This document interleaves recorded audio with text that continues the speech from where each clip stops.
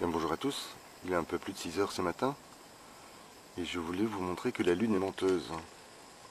Comme vous le savez peut-être, le croissant forme un C, et bien c'est-à-dire qu'elle est en décroissance. Si elle avait formé un D, elle serait en croissance. Alors ça c'est un petit truc de jardinier pour mémoriser la phase lunaire dans laquelle nous nous trouvons. Alors c'est pas la meilleure période de cette phase lunaire pour planter ou pour semer. Repiquer ça ne pose pas trop de problèmes. Et donc nous allons tenter d'observer ce matin, enfin nous allons observer ce matin, la croissance des plants. Vous voyez que le jardin a changé d'allure en quelques semaines. Et j'ai dû rompre avec un de mes principes, qui est celui de ne pas arroser dans ce jardin. Mais je me suis quand même inquiété des semis directs que j'ai fait de navets et j'ai dû absolument arroser hier soir et avant-hier soir pour sauver d'une part les jeunes plantules de salade, mes jeunes plantules de choux et mes semis directs de navets. Alors vous allez voir que ça a fonctionné.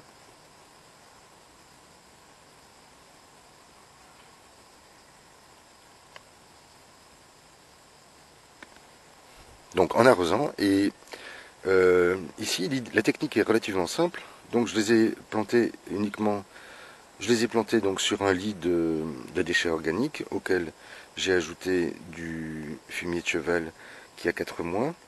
Et j'ai ensuite placé un lit de sciure de bois sur lequel j'ai placé un lit de compost maison et j'ai directement semé mes navets. Et j'ai recouvert, donc je les ai légèrement tassés et recouverts ensuite d'un mélange de compost et de sciure de bois, enfin de poudre de sciure de bois. Et voilà, a priori ça fonctionne. Je vais donc pouvoir reproduire la technique dans cette partie à droite de la bâche, partie que j'ai grelinée hier et que je vais pouvoir préparer et former mes nouvelles planches et y placer des navets marteaux et enfin différentes variétés de navets. Mais ça, nous aurons l'occasion d'en reparler. Vous voyez qu'ici, dans cette palette, bien les salades sont en place et j'ai réussi à les sauver grâce à un léger arrosage le soir, sans quoi je pense que je les aurais complètement perdus. Par contre, je vous montrerai les salades que j'ai placées dans la serre, qui est dans l'autre jardin. Et là, vous allez voir que le résultat est relativement étonnant, puisqu'en 28 jours, j'ai réussi à obtenir des salades tout à fait honorables. J'essaierai de faire une vidéo cet après-midi et de vous la présenter peut-être demain ou après, parce que j'ai un week-end un peu chargé. Vous voyez que la butte s'exprime relativement bien. Les planches, c'est pareil, hein. Le sauvetage des choux est en place, parce que je commençais à les perdre. Et je n'avais pas envie de refaire le travail 2 fois. Donc voilà, exception faite. J'ai arrosé, mais comme vous le savez, j'arrose à la levée, ou à la plantation, ou au semis, ou au repiquage, et puis je n'arrose plus. Grâce à ces techniques sur planche, hein, sur mastaba, enfin, on les appelle comme on veut, but surélevé également, et grâce à cette réserve d'eau qui est placée dans ces buts, eh bien en principe les légumes peuvent se nourrir d'eux-mêmes. Hein, c'est le cas dans cette butte beaucoup plus haute, qui fait encore aujourd'hui 40 à 45 cm, dans lequel se sont installés enfin s'est installé un potiron.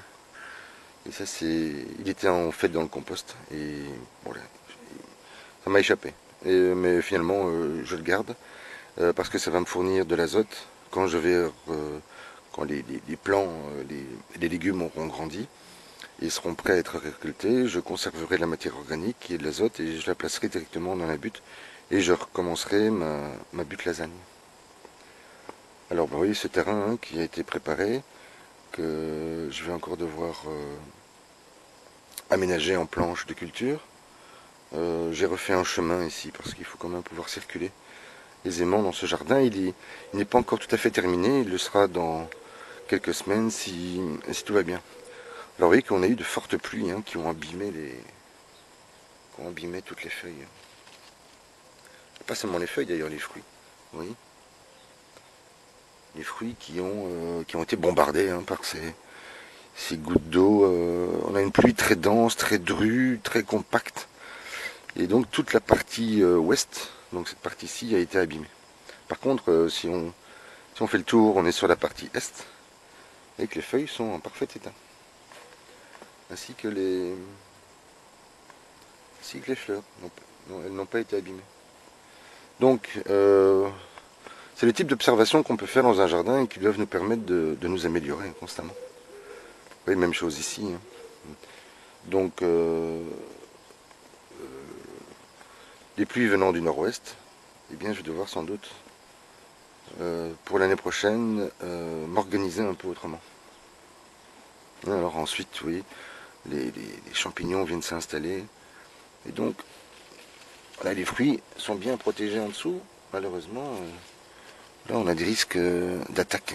Avec les températures qui sont élevées, plus l'humidité. Puisque le mildiou s'installe entre 18 et 21 degrés. Avec une humidité à plus de 65%. Et donc, le drame, le risque ici, c'est que comment dire, les maladies, le nom m'échappe à l'instant, maladies aériennes, enfin, où les champignons se transportent par voie éolienne, eh bien c'est le risque qu'on encourt ici, dans ce jardin.